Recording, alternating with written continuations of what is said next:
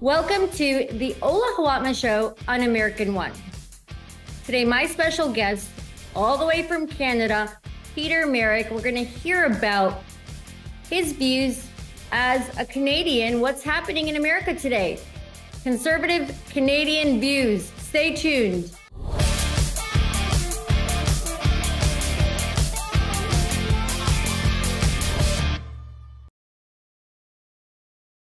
On the Ola Hawatmeh Show, my special guest from Canada, Peter Merrick.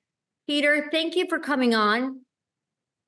Well, thank you, Ola. I am originally from Canada. I lived there until I was 50. I was off and on in the United States. I permanently moved to the US in 2019, and my life was completely disrupted when March 13th came around 2020. And I found myself having to make a decision, and my decision was to remain in the United States. Wow. So you have written over 800 articles from Bloomberg, Wall Street Journal, and a lot of Canadian articles. And your views as a non-American, like a Canadian resident, what are your views about what's happening in America today? Now, when I spoke to you on the phone, you weren't always conservative. You used to no, you weren't.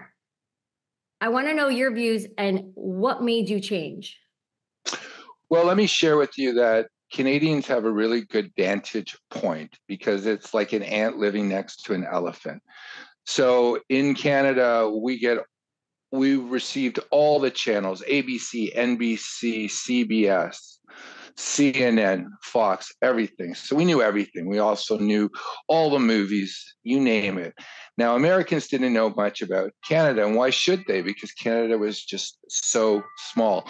One of the activities of a Canadian, which I'm guilty of, was speaking our superiority to Americans, because Americans didn't know anything about Canada, and we would make fun of things that I've come to change my mind. One is Canada doesn't have a Second Amendment, so Canadians don't have guns, and we would talk about how it was great. And I have to share with you, I live in Toronto. It is the third largest city in North America. And when I was growing up, there was only approximately 60 to 65 murders a year. Only 3 of them were committed outside of a domestic dispute. So it was a really safe place. I was also my expertise, I've always been an individualist, and I like the health system. And the reason I like the health system being public is I worked with entrepreneurs, and I would see in the United States, many people would think twice about starting a business because they might not get health care. In Canada, it was, you could start your own business. You didn't have to worry if you got sick, you were going to lose everything and lose your house. So I felt it was a gentle society. However, like everything else, there's little things that we notice that don't make sense that cause us to question things. And over the last, I guess, my entire life, I've taken note. And I think that's really what helps people wake up. You have to have a memory, because you have to go and say, this doesn't make sense. And you have to actually compare it to what's happening right now. Because what I've noticed for myself, that there's many things that don't make sense. So looking at the United States is an incredible country. It's sitting on the best geography in the world. Literally, the political system can be a mess because the geography is so great. You could screw up everything and people are still able to plant things. And there's a river system that's 13,000 miles that no other country in the world has, that you can navigate. Things are cheap. As a Canadian looking at the States, I have to share with you, there was a lot of jealousy.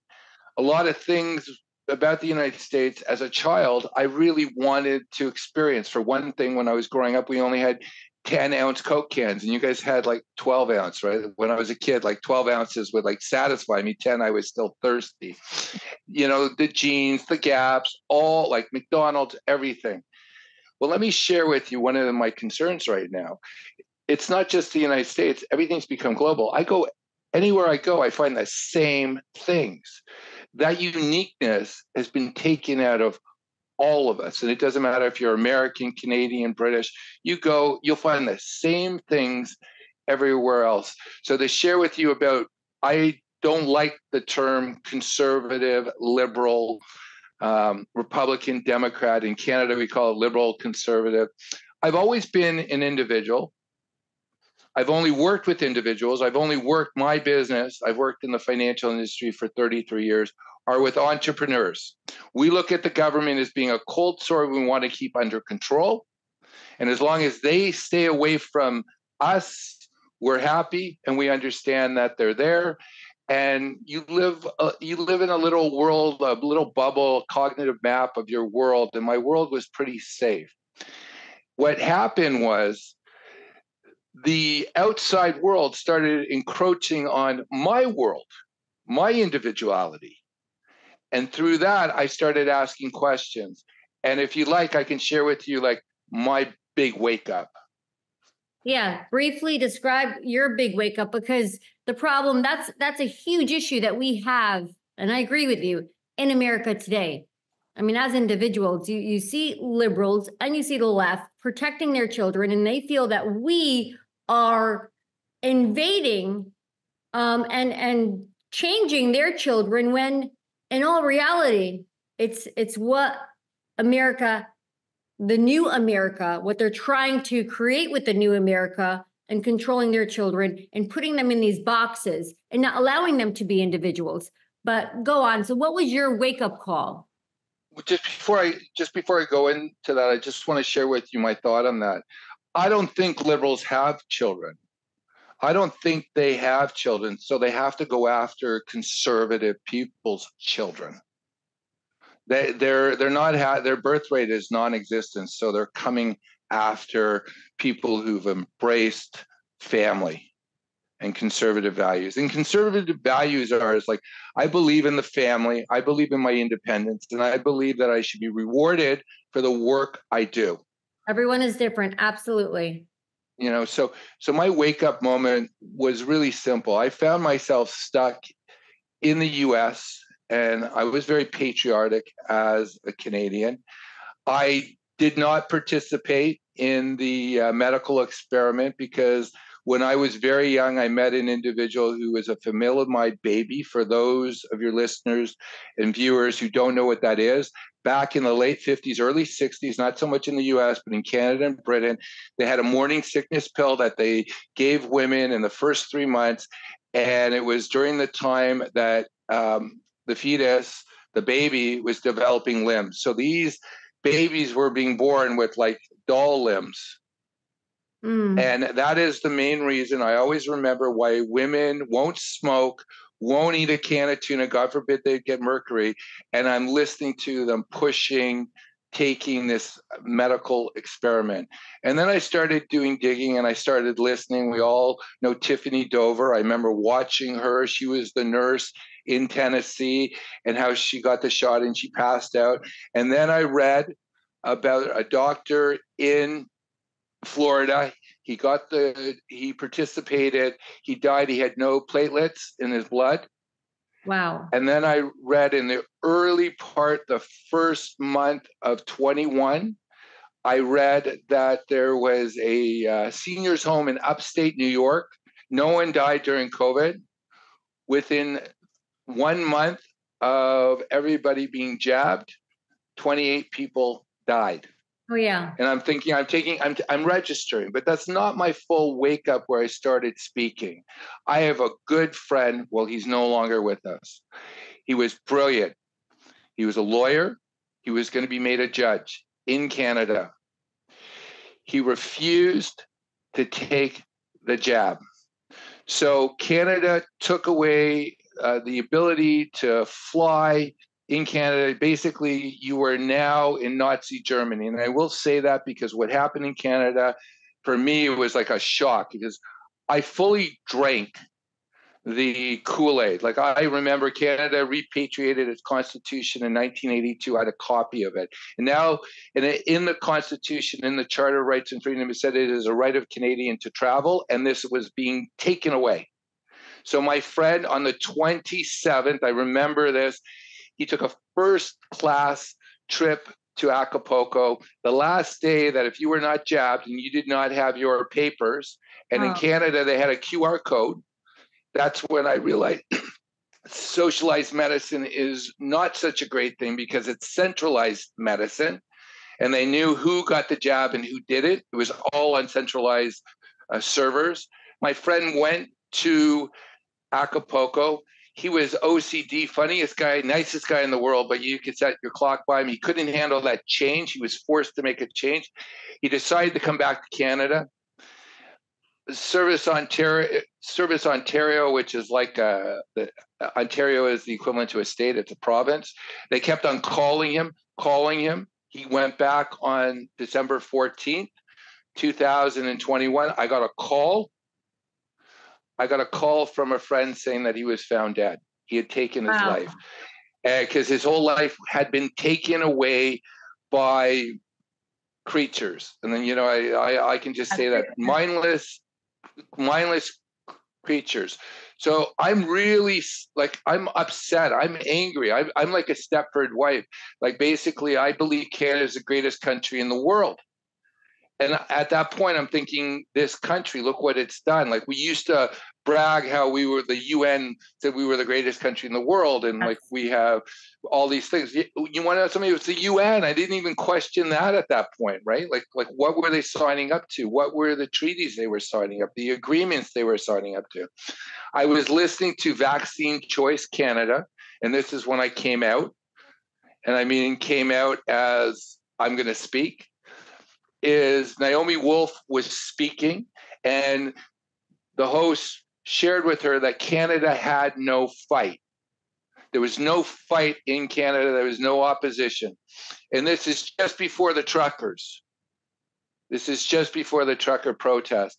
And I wrote a piece on my friend Larry. I love writing. It's writing and swimming are the way that I meditate. And I organize myself inside and try to get that calm.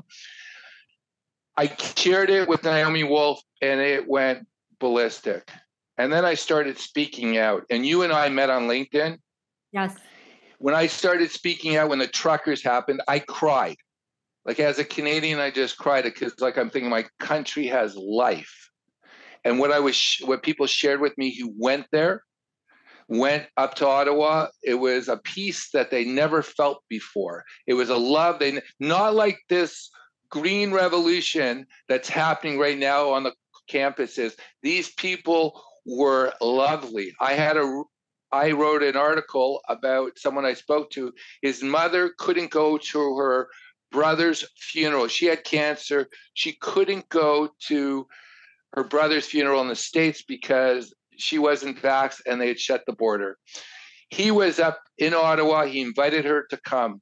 They purchased about $800 worth of pizzas. He said his mother passed a few months later. He said he never saw his mother happier than in those days. And what happened, sorry. No, it's so insane. I mean, hearing you, go ahead. Well, I started speaking out. Now, you mentioned in my bio, I'm prolific in my writing. I wrote for everybody in Canada. I was on the national news talking finance twice a week. I was known, I was respected, and people didn't know my politics. They knew that if they had a tax problem and they wanted to go and sell their business or reorganize it, that's what I did. But they didn't know my politics because I kept it to myself because, as I shared with you, I'm an individualist. I'm not out there to convert anybody into my way of thinking. However, if someone tries to get me to accept that the sky is purple and they need me to say it and act as if it's true, that's not happening. And in essence, that actually changed. What happened on LinkedIn, I lost over 5,000 contacts in 1 week. I had all these people who had bought into the narrative, the cult. I was getting people messaging me and saying, I used to respect you.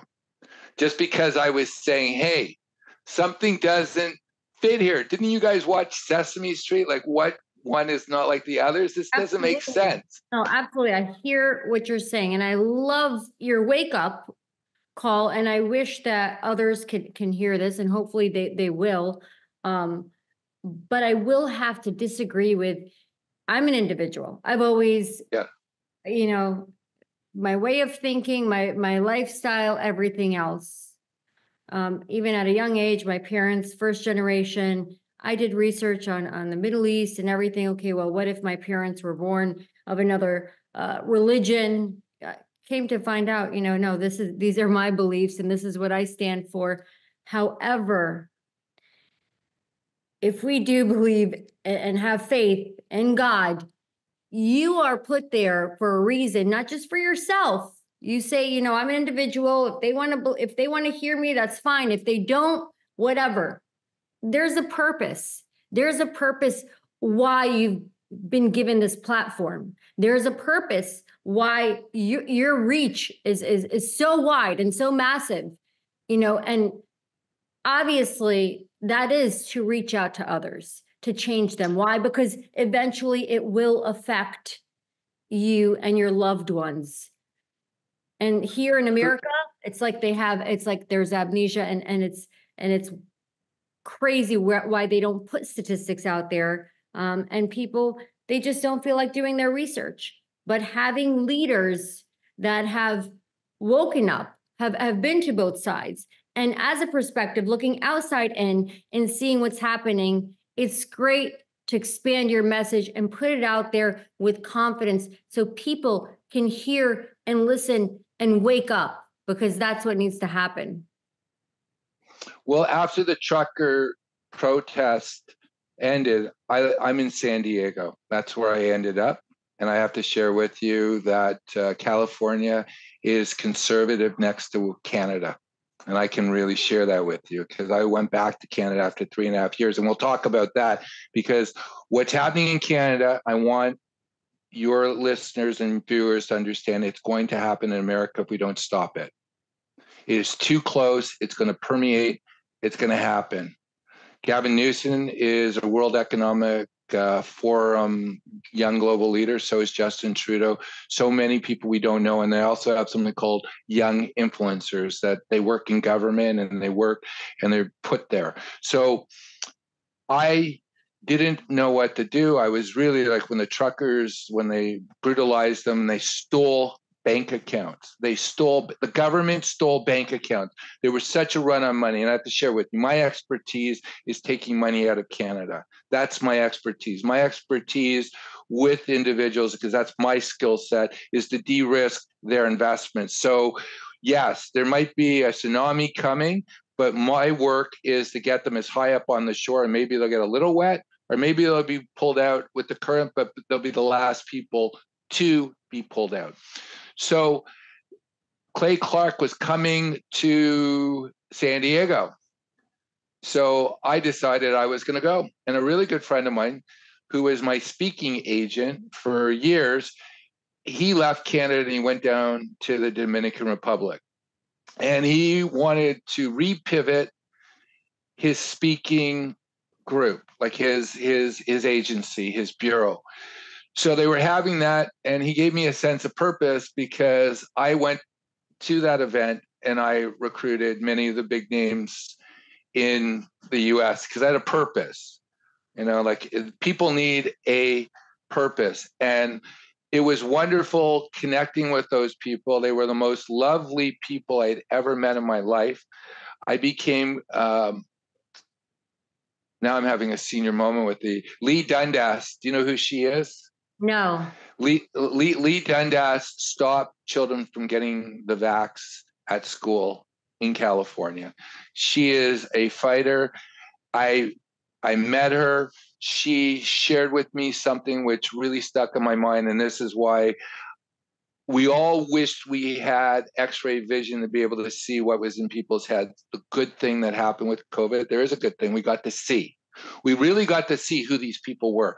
Were these people who actually valued their soul more than material things? Or did they? So many dead people, on the cost of so many dead people with no accountability. But you're right, we did get to see and open our eyes.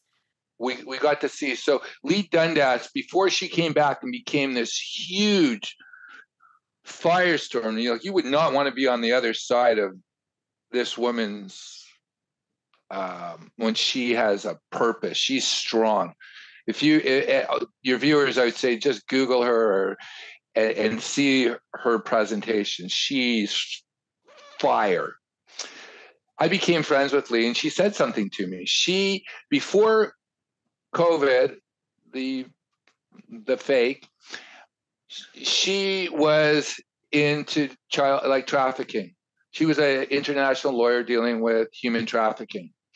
Now, she's seen the worst in humanity, how people are treated as an id, as a cog, that they could be thrown away and whatever. She shared with me, because she's spoken at Clay Clark at every single event, she says that she would leave her children with someone that she met there, and she would never do that because she's seen the worst of humanity, because she shared that she saw these people who understood that the only currency, and we can talk about God, is your soul. Everything else is transient. And I want to share with you a story about that I use for myself. We have about 5 minutes. We're all being okay. So for our purpose, because this is very important for your audience. There was the story of Moses. People don't know how Moses ended up having a speech impediment. So the story goes that when he was pre-verbal, he's playing with Pharaoh, and he takes Pharaoh's crown. And Pharaoh's advisors say, "This is a terrible thing. That's a terrible omen. We have to put him to death." A more measured advisor of Pharaoh goes and says, "No, he's a child. Let's do a test. We're going to put the crown and lots of jewels in one bowl, and we're going to put hot coals in another. And we're going to see what he does. And if he reaches for the crown, we'll put him to death." So Moses wants the crown. He's going for the crown. And an angel comes down and bumps him, and he picks up a hot coal and he puts it to his mouth.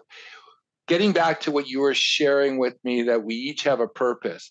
Each and every one of us, it doesn't matter what you've done up until this moment, this is your moment. Your greatest moment is now, and it hasn't been lived, because each and every single one of us we've been saved on the bench. Because I can share with you, Ola, I could have been co-opted. I was in a meeting in 2013 of an organization that was created by Mikhail Gorbachev after the Rio conference, and 2 prime ministers were in the room, and there were only 8 of us, and they were going to create something called Green Cross to deal with the environment. If I had actually gone there and pursued it, I could have been co-opted. Each and every one of us, and this is why we talk about sheeple, and I said, no, I'm going to call it sleeple, because everybody has the potential to wake up, but that takes responsibility to say, I was once that type of person, and we each have something to contribute. And one thing that stuck in my mind, I saw General Flynn speak, and he said something that spoke to me. He said, each and every one of us have a unique ability, a gift that we can provide to this fight, because this is the fight of a lifetime. And I believe those of us who are awake are here for a reason. I fully agree with you. And for me, I have the ability to speak. I have the ability to write. And that's what I contribute. Other people are great at organizing, like putting together organization. Each and every one of us has to take stock of ourselves. Absolutely. And figure out how we can contribute to make the world better than we found it. And this is a great test. And even though how bad it seems, you and I are talking right now, and we have a connection because we are 2 spirits, two souls connecting. I'm not looking at you as a physical person because, well, let's be honest, I like calling things out. You're a very beautiful person. You can be a beautiful person and have a terrible demeanor and a terrible soul. And this is what we all have the opportunity to make a difference, not only in our lives, in our community. And I'm going to leave with what I know that you said we had 5 minutes. I want to share something. It's a parable I once heard. Once I wanted to change the world, and I found out I couldn't change the world. So I wanted to change my community, and I found out I couldn't change my community. So I thought that I could change my family, and that didn't happen. So I turned to the one thing that I did have control of, myself. Through changing myself, I changed my family, I changed my community, and I changed the world. Each and every one of us is like a hydrogen bomb. If you go inwards, you will make a huge, huge impact. Peter Merrick, thank you so much for your encouraging words. Where can viewers find you, find your stuff? It's really difficult. It's petermerrick.com. Peter and Merrick is spelled MERRICK.com. I made it really difficult for everyone to find me. Well, you are wonderful. Thank you so much for coming on. God bless. Thank you so much.